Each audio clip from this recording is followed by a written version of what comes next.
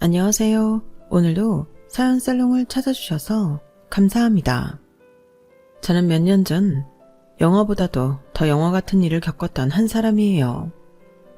현실은 영화보다 더하다더니 어디에 말해도 믿기 힘든 사연이 제 인생에 저희 가족에게 벌어지게 될 줄은 상상도 못했네요. 그 드라마틱한 사건으로 인해 평생 남을 재단하며 살기만 했던 한 사람이 완전히 뒤바뀌게 되기도 했는데요. 주변 사람들에게 이야기하기엔 저희 가족이 걸린 이야기라서 이렇게 익명으로 사연을 보냅니다. 먼저 저희 가족에 대해서 설명을 드려야 할 것 같네요. 저는 화목한 가정의 외동딸로 태어나 부모님의 사랑을 듬뿍 받고 자랐어요. 단순히 어와 둥둥 사랑을 받는 법만 배운 게 아니라 받은 사랑을 2배, 3배로 나눌 줄도 아는 사람이 되도록 올바른 교육을 받고 자랐죠. 왜냐면 저는 어렸을 때부터 저희 부모님과 함께 주말이나 방학마다 봉사활동을 다녔기 때문이에요. 덕분에 저는 같은 피를 나눈 형제는 없지만 함께 자라난 보육원, 고아원 친구들이 많답니다. 저랑 같이 커가는 또래 친구들이랑 친하게 지내기도 하고 지금 되돌아보면 창피한 흑역사도 서로 공유하고 무엇보다도 꽤 많이 싸우기도 했었는데요. 그런데 제가 친구들이랑 싸우게 되면 항상 저희 엄마가 와서 싸움을 중재했는데 단 한 번도 제 편을 그냥 들어주시는 법이 없었어요. 엄마는 항상 서운하리만치 정확하게 판사 역할을 하셨죠. 애들 앞에서만 그런 게 아니라 집에 와서도 추가로 달래주거나 하지 않으시고 제 잘잘못을 한치도 흐트러짐 없이 딱 잘라 말하셨어요. 어렸을 때는 그런 엄마한테 투정도 많이 부렸는데 엄마는 언제나 단호하셨죠. 엄마는 내 엄마 아니야? 왜 내 편 안 들어줘? 엄마가 서연이 엄마라고 서연이 편만 들어줘야 해? 아까 진짜로 걔가 가위바위보 늦게 냈단 말이야. 그렇다고 친구를 밀치면 돼. 네가 내 딸이든 아들이든 조카든 잘잘못을 따지는데 그게 무슨 상관이야? 엄마는 그런 거 상관없이 잘못한 부분을 알려주는 거야. 너희가 바르게 클 수 있도록. 당시에는 그런 엄마가 야속했지만 시간이 조금 더 지나 저도 머리가 크게 되니 엄마가 옳았다는 것을 알 수 있었어요. 저도 점점 고학년이 되고 유치원생들이나 초등학생 아이들을 돌봐주게 되는 상황이 오면 엄마랑 똑같이 행동하게 되었거든요. 그리고 제가 엄마 입장이 되어보니 그때 엄마는 저를 위해서도 그 친구들을 위해서도 올바른 교육을 해주신 거였어요. 그걸 알고 나니 저는 저희 엄마가 너무 자랑스러웠고 진로를 고민하던 시기에는 저도 부모님처럼 어려움을 겪는 친구들에게 도움을 주는 일을 하고 싶다고 생각했습니다. 그래서 자연스럽게 아동 복지에 대해 관심이 많아지게 되었어요. 복지에 관련해 공부를 더 많이 하면 할수록 저희 엄마는 정말 대단하신 분이라는 걸 깨달을 수 있었는데요. 왜냐면 저희 집에 오래전부터 봉사를 자주 다닌 이유가 바로 엄마도 고아원 출신이었기 때문이었거든요. 그럼에도 엄마는 얼굴에 그늘 한 점 없이 너무나 밝은 분이셨어요. 엄마 말로는 어려서부터 빨간머리 앤을 너무 좋아해서 당신도 빨간머리 앤처럼 살고 싶으셨대요. 소설에 나오는 앤처럼 엄마는 어려서부터 동네에서 공부를 잘하는 아이를 손꼽혔고 그 시대에는 드물게도 야간대학까지 나오셨다고 합니다. 엄마의 사정상 일찍부터 생계를 위해 돈을 벌어야만 하셨을 텐데도 끝까지 공부를 놓지 않았다는 것이 정말 대단하다고 생각해요. 저희 엄마는 특히 영양학 공부에 관심이 많아서 끝까지 포기하지 않고 공부를 마치셨고 결국 학교 영양사로 일을 하게 되셨어요. 그러다가 엄마랑 같은 학교에서 일하는 과학 선생님이었던 아빠랑 사랑에 빠지게 되신 거였죠. 두 분은 나이 차이가 11살이나 나시는데도 서로 장난도 많이 치고 너무 재밌게 잘 지내셨어요. 그리고 항상 입버릇처럼 말하신 대로 제가 고등학교를 졸업하자마자 귀농을 하셨습니다. 이 집을 구했다고? 정말 시골로 갈 거야? 그럼 네 아빠 고향이라는데 이웃 주민들도 다들 친절하시고 마을이 너무 좋아. 엄마 아빠도 이제 좀 쉬어야지. 그럼 나는? 학교가 서울인데 통학을 어떻게 해? 뭔 통학을 해? 얼른 기숙사 신청해. 떨어지면 얘기하고. 설마 우리가 널 길바닥에 버리겠어? 기숙사 떨어지면 근처에 자취방은 구해줄게. 헐, 다른 집 부모님들은 딸이 자취한다고 하면 뜯어 말린다는데? 엄마, 진짜 우리 엄마 맞아? 나도 네 나이 때 혼자 방 얻어서 살았어야. 너는 엄마 아빠가 방도 구해주고 용돈도 주는데 부족한 게 뭐니? 너도 다 큰 어른이니까 새로운 세상을 한번 살아봐. 엄마는 쿨하게 말씀하시며 절 출가시키셨죠. 제가 결혼해서 나간 건 아니었으니 저희 가족들은 우스갯소리로 절 반가출시켰다고 말하곤 했어요. 다행히 저는 기숙사에 들어가게 되었고 엄마가 말씀하신 것처럼 새로운 생활을 하게 되었는데요. 제 앞에선 쿨하게 말해놓고 막상 제가 혼자 지내게 되니 매일 밤마다 전화를 걸거나 문자를 하는 등 저희 부모님은 늘 저를 챙겨주셨답니다. 그러다가 제가 대학 졸업을 앞두고 있을 때 겨울방학 동안 해외로 가서 그 지역 아이들에게 봉사를 하는 프로그램에 참가하게 되었어요. 그 전에 국내 봉사활동은 수없이 많이 다녀봤지만 해외로 가본 적은 한 번도 없었기에 저는 새로운 활동을 해보고 싶다는 생각에 그 프로그램에 신청한 것이었는데요. 해외 환경은 국내보다 엄청나게 열악했어요. 솔직히 그런 활동을 많이 해본 제 입장에서도 충격이었을 정도로요. 아이들 팔다리가 나뭇가지 같이 얇더군요. 아픈 사람도 엄청나게 많았고요. 그래서 저는 그 어느 때보다 진지하게 활동을 했어요. 말도 안 통하는 상황이었지만 그 와중에도 아이들이 너무나 순수했고 저는 어느새 아이들 이름까지 하나하나 외울 정도로 아이들과 가까워졌습니다. 아이들에게 너무 정을 주지 말라고 교육을 받았음에도 당시에 저는 너무 어렸기에 그걸 제대로 지키지 못했어요. 아이들의 맑은 눈을 보면 도무지 정을 주지 않을 수가 없었거든요. 그런데 그런 아이들이 먹는 음식은 대부분 구호물품이라 제 입장에서 보면 정말 맛이 없어 보였어요.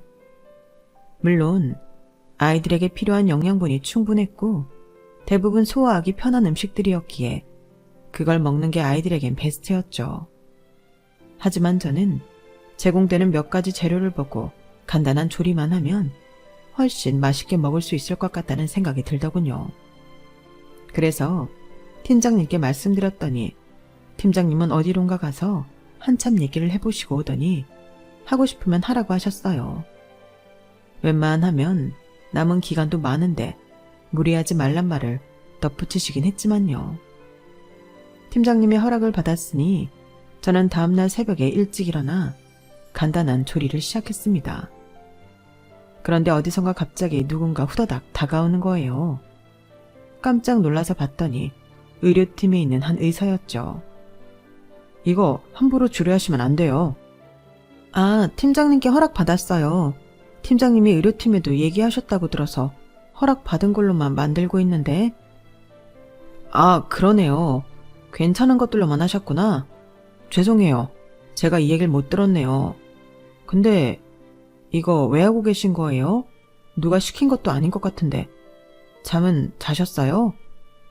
네, 뭐 잘 잤어요. 애들 먹는 거 보다 보니까 이렇게 먹는 게 더 맛있을 것 같아서요. 이왕 먹는 거 애들도 맛있는 거 먹으면 좋잖아요. 뭐 한국에서 먹는 음식이랑은 비교가 안 되겠지만. 근데 안 더워요? 가뜩이나 날씨도 더운데 계속 불 앞에. 저야 맨날 여기 사는 것도 아니고 몇 달만 있다 가는 건데요, 뭐. 의사는 더 이상 별말 않고 이후로 가만히 제가 하는 걸 지켜보다가 갔어요. 저는 별 신경을 쓰지 않고 있었는데 그 이후로 그 의사는 제가 보이기만 하면 자꾸 인사를 하더군요. 처음에는 조금 부담스러웠는데 인사 정도는 할 수 있다고 생각해 저도 같이 인사를 했어요. 그런데 그러다 보니까 그 사람이 근처에 있으면 왜인지 모르게 눈길이 가더라고요. 아이들에게나 동료들에게 친절하고 다정하게 대하는 모습을 보고 있자니 사람이 참 괜찮아 보이기도 했고요. 하지만 그곳에서는 너무 바쁘고 부산스러워서 그 이상 깊게 생각할 겨를은 없었네요. 문제는 한국에 돌아오고 나서였어요. 한국 생활을 다시 해나가는데 자꾸만 그 사람이 생각나는 거예요. 제 얘기를 들은 친구들은 이구동성으로 그 남자 연락처라도 받지 그랬냐며 아쉬워했어요. 하지만 이미 되돌릴 수도 없고 저는 그냥 좋은 추억으로만 생각하고 당장의 생활에 집중하기로 했죠.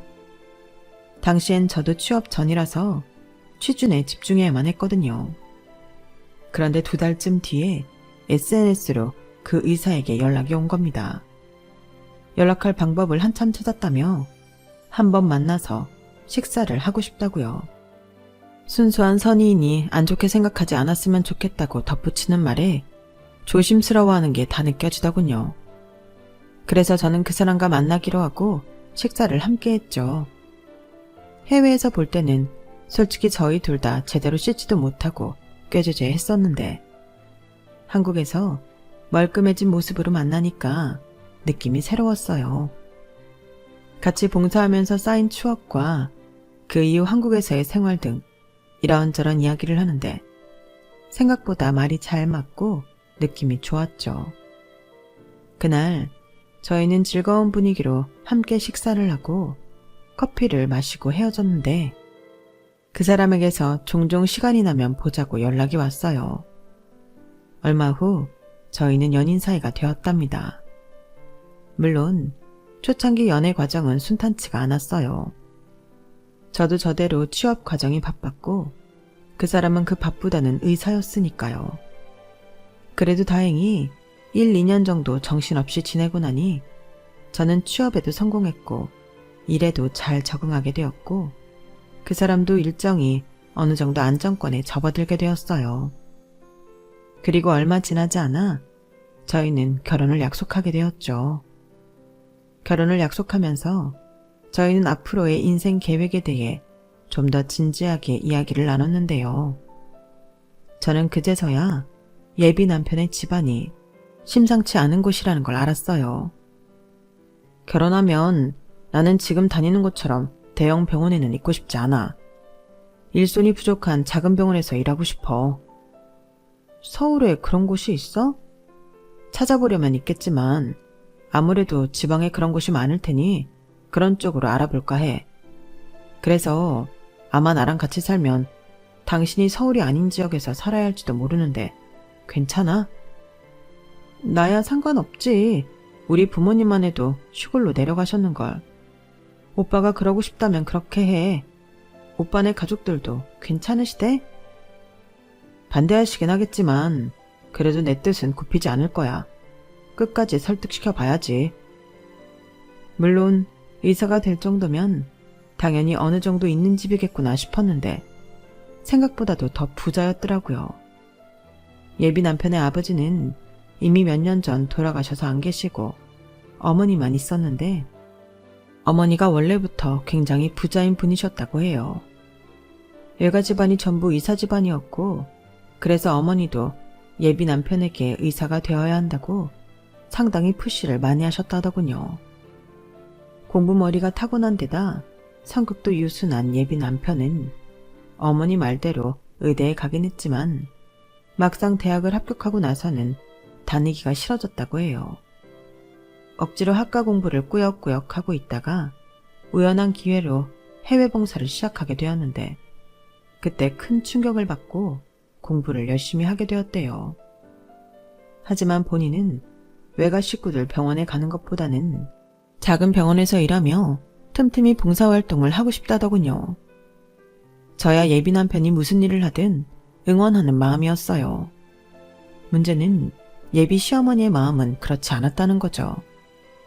제가 겪어보고도 믿기지가 않는 일이지만 예비 남편과 결혼을 약속하고 얼마 지나지 않아서 저는 정말로 드라마에서나 나올 법한 일을 실제로 겪게 되었어요. 예비 시어머니가 절 따로 찾아오신 거였죠. 처음엔 누군가 절 찾아왔다는 말에 나가봤다가 깜짝 놀랐네요. 머리끝부터 발끝까지 엄청난 명품들로 휘감고 누가 봐도 엄청난 부자겠다 싶은 사모님이 계셨거든요. 그런데 그런 사모님이 절 보자마자 얼마나 표독스럽게 째려보는지 구미호한테 잡아먹히기 직전이 딱 이렇겠구나 싶을 정도였다니까요. 네가 우리 용범이랑 만난다는 애니? 네? 네. 근데 누구세요? 아, 혹시 오빠네 어머님이세요? 언제 봤다고 내가 네 어머님이야? 두 말 하나마. 우리 용범이랑 당장 헤어져라. 언제 봤다고 어머님이냐니. 순간 언젠가 어느 채널에서 본 것 같은 배우님을 실제로 보고 있는 건가 착각할 정도였어요. 실제로 예비 시어머님이 상당히 미인이셔서 정말 배우가 아닌가 진지하게 생각이 들기도 했고요. 저는 겨우 정신을 차리고 예비 시어머니께 대답을 했는데요. 아, 네. 오빠랑 얘기해 보겠습니다. 내가 헤어지려면 네 알겠습니다 할 것이지. 우리 용범이랑 뭔 얘기를 해보겠다는 거야? 내 말이 지금 말 같지가 않니? 사람이 만나고 헤어지는 일인데 어떻게 저 혼자 결정해서 말씀드리나요? 오빠는 오늘 일 모르고 있을 것 같으니 말해보겠다는 건데요. 얘 아주 대바라지네네? 네가 우리 아들한테 의사하지 말라고 그랬지? 딱 봐도 보통이 아닌 게 네가 애를 부추겼구나. 의사를 안 한다고요? 그런 얘기는 저도 못 들었는데요. 우리 병원에서 일을 안 하겠다잖아. 걔가 넌 만나기 전에는 내 말대로 순순히 다 해주던 앤데 네가 이상한 물을 들이지 않고서야 애가 왜 갑자기 달라지겠냐고? 아, 오빠가 의사를 안 하겠다는 게 아니라 가족들이 하는 병원에서 하고 싶지 않대요. 그냥 일손 부족한 작은 병원에서 일하고 싶다고 저한테는 그렇게 얘기했어요. 그래서 너는 그걸 그냥 아 그렇구나 했다는 거야? 너라도 뜯어 말렸어야지. 예비 시어머니는 소리를 꽥 지르셨다가 제가 가만히 있자 목소리를 가다듬더니 대뜸 저에게 이런 제안을 해오시더라고요. 이야기를 들어보니 예비 시어머니는 예비 남편이 작은 병원에서 일한다는 것이 어지간히도 마음에 안 들었던 것 같더라고요. 그럼 네가 용범이 좀 설득시켜봐라. 그럼 내가 네가 우리 집으로 시집 오는 거 다시 한번 생각해보마. 죄송한데 저도 남한테 뭐 강요하는 사람은 아니라서 제가 설득한다고 해서 그게 될지 모르겠네요. 저는 진심으로 답변을 드렸는데 예비 시어머니는 기가 차다는 듯이 헛웃음을 치시더라고요. 하, 너 대체 뭐니? 니네 부모님 대체 뭐 하시는 분이야? 무슨 애를 이렇게... 저희 부모님은 농사하세요. 뭐야? 제 이야기를 듣고 예비 시어머니는 단박에 얼굴이 벌개지시면서 엄청나게 화를 냈어요. 어디 농사나 짓던 촌년 따위가 감히 우리 아들을 넘봐? 그런데 그 말을 들으니 저도 화가 나더라고요. 하지만 남의 부모님께, 그것도 예비 남편의 어머니께 화를 낼 수는 없으니 일단 한번 참았죠. 예비 시어머니는 더 얘기할 가치도 없겠다면서 씩씩거리고 자리를 뜨셨어요. 갑자기 난데없이 찾아와서 본인 얘기만 기분 나쁘게 늘어놓으시고 그렇게 가버리시니 제 입장에선 화가 엄청나게 났죠. 그리고 예비 남편에게 이 일에 대해서 이야기를 했습니다. 제 이야기를 들은 예비 남편은 곧바로 저에게 와서 어쩔 줄 몰라 하면서 미안하다고 사과를 했어요. 우리 엄마가 엄청 심하게 대하셨지. 미안해. 정말 미안해. 난 이해가 안 가. 내가 마음에 들지 않더라도 어떻게 우리 부모님까지 모욕하는 말씀을 하실 수가 있어? 나더러 부모님이 뭐 하시냐고 물어보더니 곧바로 촌년이라고 욕을 하시잖아. 우리 엄마는 태어날 때부터 귀하게만 자라셔서 사회적 지위라든지 체면을 엄청나게 중요시하는 분이시거든. 외할머니랑 아주 똑같아. 솔직히 남들이 보면 당연히 좋은 분으로 보이지 않을 거야. 엄마가 이렇게까지 하실 거라고 내가 미리 예상했어야 했는데 미안해. 나도 우리 결혼은 한 번 더 다시 생각해 보고 싶어. 결혼은 신중해야 하는 거잖아. 우리 잠시 시간을 좀 가지자. 저는 그렇게 얘기하고는 한동안 예비 남편을 보지 않았어요. 그럼에도 예비 남편은 매일 아침 저녁으로 저한테 안부 문자를 해왔죠. 예비 시어머니를 보자면 이 결혼은 안 하는 게 맞다는 생각이 굳어지다가도 매일같이 연락해오는 예비 남편을 보면 또 그 사람 잘못은 없는지라 저도 혼란스럽고 괴롭더군요. 제가 프로포즈를 받았다는 사실을 알고 있었던 저희 부모님도 예비 남편은 언제 인사를 시킬 거냐며 장난스럽게 물어보셨는데 차마 현재 상황을 말씀드릴 수는 없어서 그냥 웃으면서 대답을 얼버무리고 말았어요. 매일같이 문자를 해오던 예비 남편도 점점 연락이 뜸해지고 전 굉장히 괴로웠죠. 그런데 어느 날 예비 남편이 말도 없이 저를 찾아왔어요. 예비 시어머니를 지금까지 설득해 왔다면서요. 하지만 끝끝내 동의를 얻지는 못했고 예비 남편은 자기 집안 사람들이랑 절연을 하더라도 저와 결혼을 하고 싶다고 말했어요. 우리끼리 스몰 웨딩을 올려도 좋다면서요. 저는 예비 남편의 파격적인 제안에 깜짝 놀랐지만 그 사람의 진실된 눈빛을 보고 한참을 고민 끝에 결혼을 하자고 대답할 수밖에 없었어요.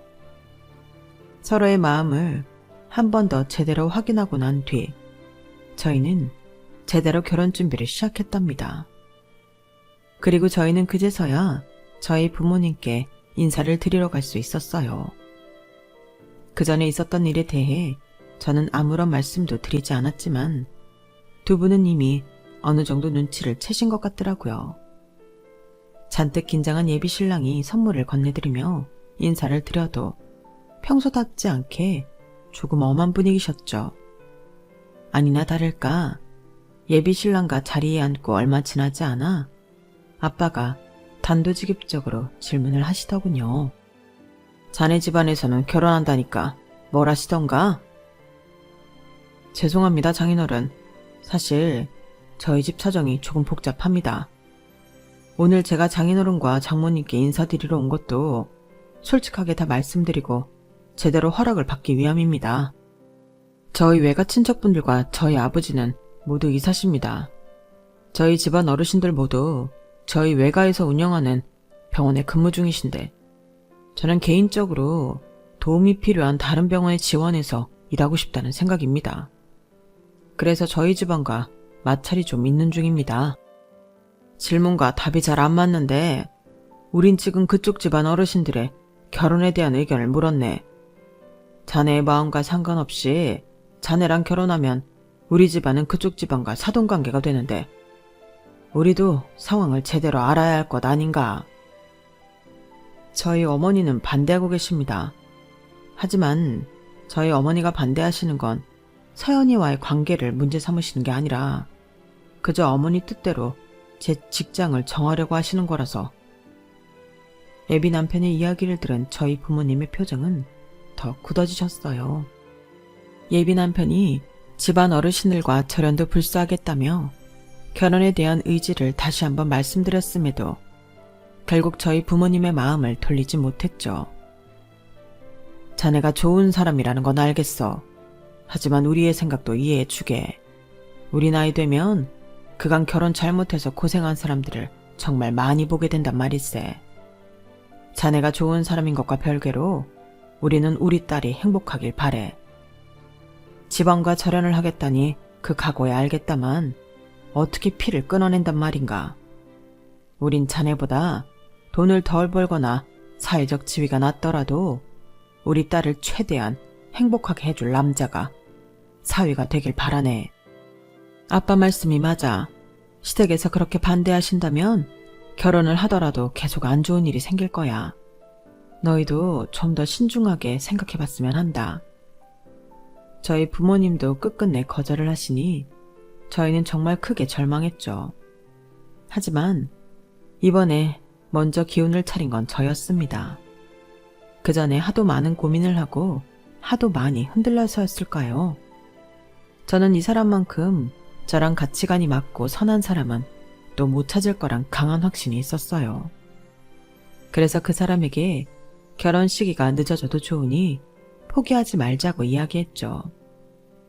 예비 신랑은 제 말에 한 번 더 예비 시어머니를 설득해 보겠다고 하더군요. 그리고 며칠 뒤 간단한 짐을 들고 제 자취방으로 왔어요.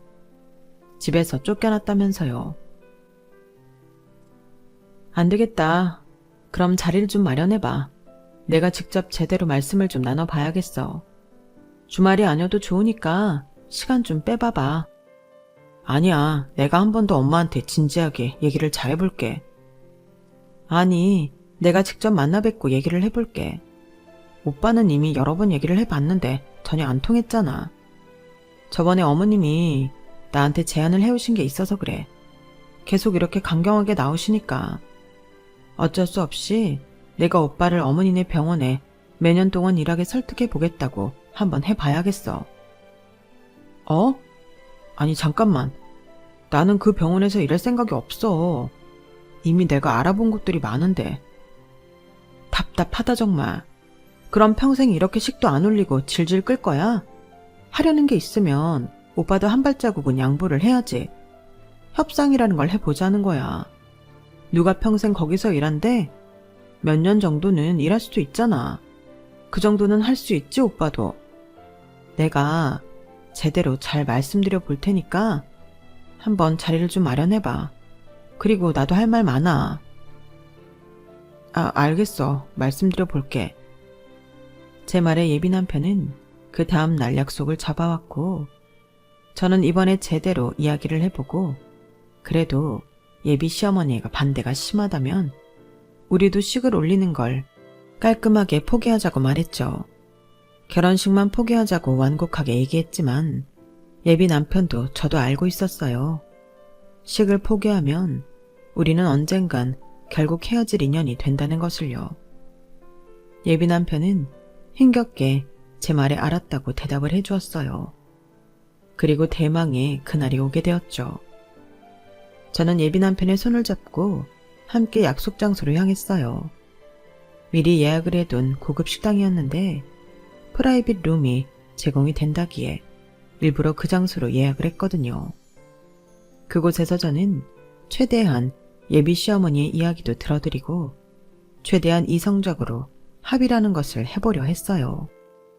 이건 단순히 저희의 결혼만 걸린 문제가 아니라 예비 남편의 앞으로의 인생도 걸린 문제라고 생각해 사명감마저 들었죠. 그런데 예비 남편의 이름으로 예약된 룸 앞으로 갔는데 이미 도착해 있던 예비 시어머니와 예비 시누이의 대화가 들려오더군요. 예비 남편의 얼굴이 굳어지며 미안하다고 그냥 돌아가자고 했지만 저는 그 손을 탁 뿌리치고 잠자코 듣고 있었어요. 그 내용이 정말 가관이었거든요. 근데 얘네는 왜 이렇게 안 온다니? 사람을 불러놓고 지들이 먼저 도착해서 기다리고 있어도 모자랄 판에? 여자애가 딱 봐도 못 배우고 자란 티가 나잖아. 머리도 무슨 그지처럼 하고 다니고 말이야.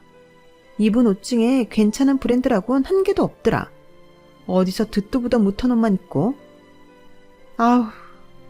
아유 이게 다 뭐야? 어떻게 여자가 화장도 안 하고 이런 사진을?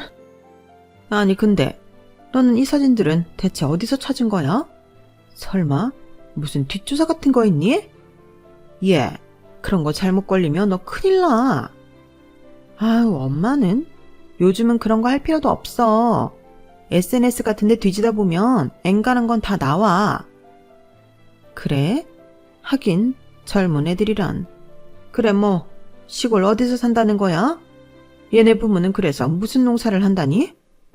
참, 다 농사라니. 천안 집구석에서 자란 천안년이랑 엮였다고? 아주 개망신을 당하겠구나. 결혼이고 나발이고 이미 그런 집안이랑 구설수가 난 것 자체가 치욕스러운 일인데. 여기 봐봐. 이게 그 집안 사람들 사진이야. SNS에 올려놨더라고. 뭐 이런 촌뜨기 같은 여자가 우리 집안이랑 결혼을 한다는 건지. 아니, 대체 오빠는 무슨 이런 여자가 좋다고 정신이 팔려 있는 거야? 어이가 없네. 뭐야? 이거 고아원 사진이야? 세상에, 아예 근본이 없는 집이구만. 이름도 현진숙이 뭐야? 이름마저 가난한 티가 난다. 아, 내가 봤을 때는 그 집안 사람들 전체가 거머리처럼 우리 집안에 들러붙을 심산. 저는 더는 참지 못하고 문을 벌컥 열어 젖혔어요.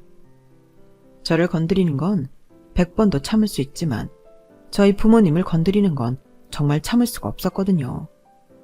그 순간에는 결혼식이고 나발이고 그냥 그 자리를 뒤집어 엎어야겠다는 생각뿐이었습니다. 대체 무슨 개소리들을 짓거리고 있는 거예요?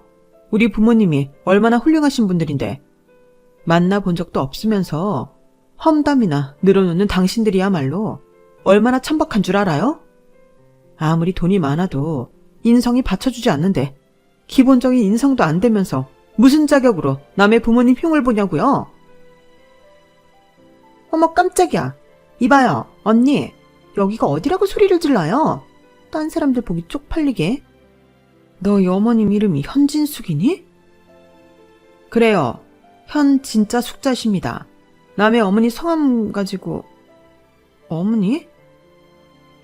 온갖 공격적인 말을 쏟아부으려고 하는데 예비 시어머니가 벼랑간 두 눈이 새빨개지고 눈물이 그렁그렁한 채로 저한테 물어보시는 거예요. 저도 순간 당황해서 저희 어머니 성함이 맞다고 대답했죠. 제 대답을 들은 예비 시어머니는 제게 다가와 저를 와락 안으시고는 엉엉 우시는 거였어요. 아무도 예상하지 못했던 일이 벌어지니 예비 시누이도 예비 남편도 섣불리 뭐라 말도 못하고 벙쪄버렸죠. 사실 그중 가장 당황한 건 저였을 겁니다. 갑자기 저희 엄마 성함을 확인하고는 펑펑 울다뇨. 예비 시어머니는 겨우 진정하고 나서 떨리는 목소리로 자초지정을 말해주셨는데 예비 시어머니의 숨겨진 이야기를 들은 저희는 정말 큰 충격을 받았어요. 예비 남편과 예비 시누이도 몰랐던 이야기였다고 하더라고요. 날 때부터 부잣집에서 고귀하게만 자란 줄 알았던 예비 시어머니는 사실 입양하였던 것이었어요. 기억도 안 나는 2살 때 고아원 앞에 버려져 12살이 될 때까지 고아원에서 자랐다고 해요.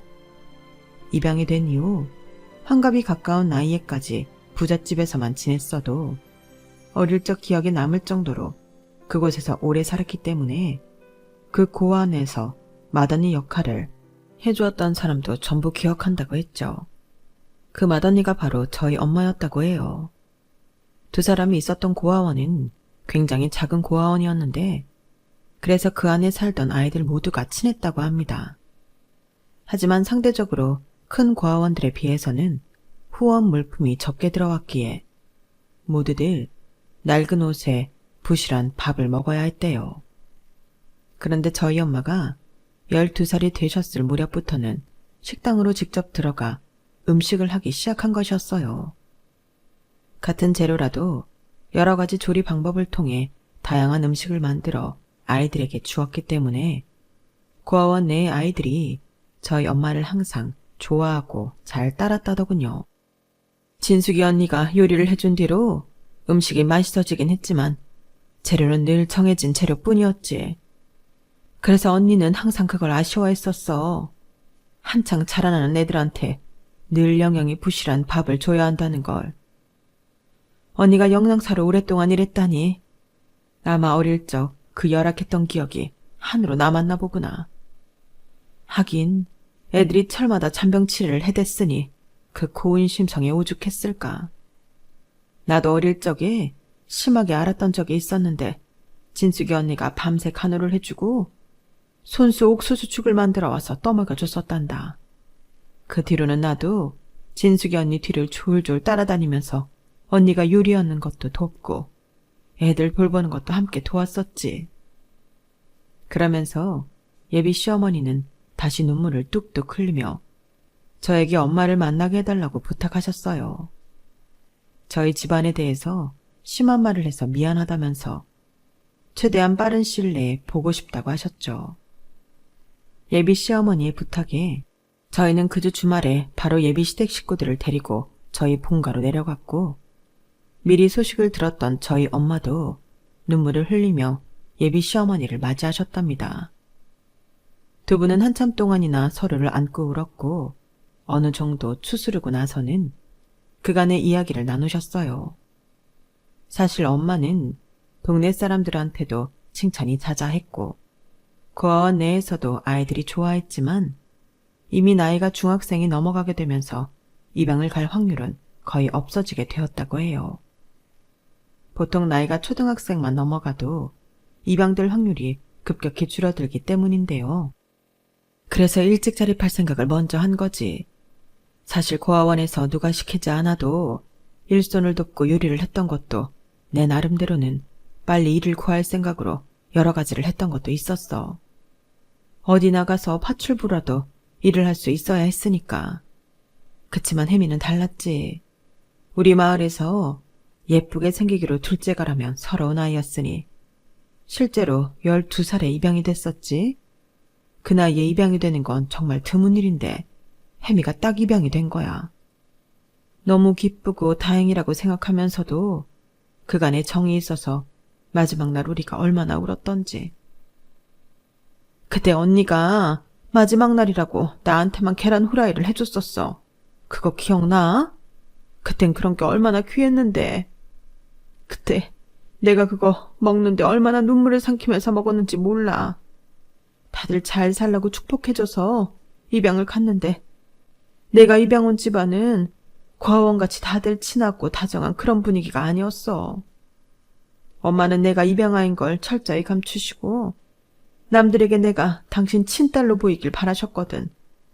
식사 예절부터 옷 입는 거, 말하는 거 전부 엄마랑 똑같이 해야만 했어. 내가 그 나이에 기적처럼 입양될 수 있었던 것도 내가 엄마랑 똑 닮은 얼굴이었기 때문이야. 그러다 보니 나도 모르게 이 나이 먹도록 내가 원래 누구였는지도 잊고 살았던 것 같구나. 사연아, 미안하다. 그간 너한테 했던 망언들 정말 미안해. 자신의 영엄마를 따라 사람들을 볼 때마다 급을 나누고 차별하는 게 습관처럼 굳어져 버렸다는 예비 시어머니의 말을 듣고 저는 그럴 수도 있겠다고 이해를 해주었어요. 예전에 아동 심리에 대해서 배운 적이 있었는데 새 부모를 갖게 되는 아이들이 두 번 다시 버림받지 않으려고 그런 행동을 하는 경우가 있다고 들었었거든요. 그래서 저는 예비 시어머니께 잘못을 뉘우치고 계시니 이제 괜찮다고 용서해 드리겠다고 했어요. 옆에서 그 얘기를 들은 저희 부모님 역시 그런 예비 시어머니를 용서해 주었죠. 이제라도 원래 내가 알던 혜미로 돌아와서 참 다행이야. 하지만 사람이 저지른 말과 행동은 주워 담을 수가 없는 일이니 앞으로도 그간 살아왔던 습관은 계속 버리려고 노력하면서 지내. 꼭 그럴게 언니. 정말 미안해. 내가 언니 딸인 줄도 모르고. 사돈 어르신께도 정말 죄송해요. 제가 그동안 다른 사람들 흉보고 깔봤던 게 지금 생각하니 그렇게 천박할 수가 없어. 우리 애들한테도 그동안 내가 무슨 짓을 해왔는지. 그래, 괜찮아. 앞으로 달라지면 돼. 우리 집에도 자주 놀러와. 옛날 어렸을 적보다 더 맛있는 음식들 많이 해줄 테니까. 애들도 데려오고. 그리고 예비 시어머니가 그렇게 울면서 용서받고 있을 때 곁에 있던 예비 시누이도 쭈뼛쭈뼛 제 옆으로 다가와 저한테 사과를 했습니다. 저기 그날 일은 미안해요. 저도 막 엄청나게 아기가 있어서 한 말은 아니었고 엄마랑 그러고 수다 떠는 게 일상이었다 보니까. 일상처럼 했던 말이라면 더 큰 문제예요, 아가씨. 앞으로는 어머님이랑 같이 예쁜 말만 하시는 습관을 새로 들이셔야겠어요. 알았어요. 미안해요. 화 많이 났어요? 저도 예전에 대학생 때 자선 행사 다녀와 본 적이 있어요. 나도 그럴 때는 예쁘게 말했는데 앞으로 말 조심할게요. 네, 잘못을 뉘우치고 사과한 다음 앞으로 안 그러면 되는 거죠. 저도 이미 어머님이랑 아가씨 다 용서했어요. 대신 앞으로는 절대 같은 실수는 하지 마세요. 저 역시 그런 예비 시누이에게 엄마랑 똑같이 훈계와 용서를 같이 하면서 화해를 했네요. 그렇게 모든 장애물이 사라진 뒤 저희 부부는 작년에 양가 가족들의 축복을 받으며 행복한 결혼식을 올렸어요. 제 남편은 시댁 집안 병원에서 일할 필요 없이 곧바로 본인이 원했던 병원에 취직할 수 있었답니다. 그곳은 저희 친정 부모님 댁과 멀지 않은 지방의 한 작은 병원인데 나이가 지긋하게 드신 선생님이 혼자 운영하시다가 젊은 일손이 들어오게 되니 하늘이 도왔다며 한바구음을 지으셨어요. 저희 남편은 의료 서비스를 받기 어려운 분들을 위해서 주기적으로 왕진도 다니는 등 행복하고 성실하게 일하고 있답니다. 저 역시 남편의 새 일터 근처로 직장을 옮기면서 여전히 복지에 관련된 일을 하고 있고요. 저희 시댁 식구들과 친정 식구들은 둘도 없이 친한 사이가 되었는데 간혹 저희 부부가 내려가지 않더라도 네 분이서 재밌게 잘 노시더라고요. 시어머니는 시누이가 함께 못 내려오면 혼자서라도 거의 매달 내려와서 친정 부모님의 농사일도 돕고 맛있는 음식도 양껏 드시고 가세요. 시어머니도 시누이도 알고 나니 참 순수한 분들이신 게 농사일을 처음엔 낯설고 힘들어하다가도 하나하나 차근히 알려드리고 작은 것에도 잘한다 칭찬을 해드리니 더 신이 나서 일손을 도와주시더군요. 그리고 이제는 편하게 할머니 바지를 입고 마룻바닥에 누워 자는 묘미를 알게 되어 매번 올 때마다 할머니 바지부터 찾으시기도 하신답니다. 이렇게 행복한 집안 분위기 덕분인지 저희 부부도 결혼한 지 1년도 되지 않아 아이를 갖게 되었어요. 이번 가을에 출산 예정인데 벌써부터 양가 부모님들이 얼마나 기대가 크신지 모릅니다. 저희 남편 역시 벌써부터 아이방을 만들어 이것저것 육아용품을 고르느라 정신이 없네요. 저희의 이야기는 다행히도 이렇게 해피엔딩으로 마무리 짓게 되었어요. 지금까지 들어주셔서 감사합니다. 여러분도 혹시 여러분을 괴롭게 하는 사람이 있다면 그 사람이 잘못을 뉘우치고 화해하게 되길 기도할게요. 저희 가족에게 일어났던 놀라운 기적 같은 일이 여러분에게도 일어나게 되길 바래요. 매일매일 행복하세요. 여러분, 사연 댓글에 응원과 현명한 조언 부탁드려요. 좋아요와 구독은 저에게 큰 힘이 됩니다. 오늘도 좋은 일 가득하세요.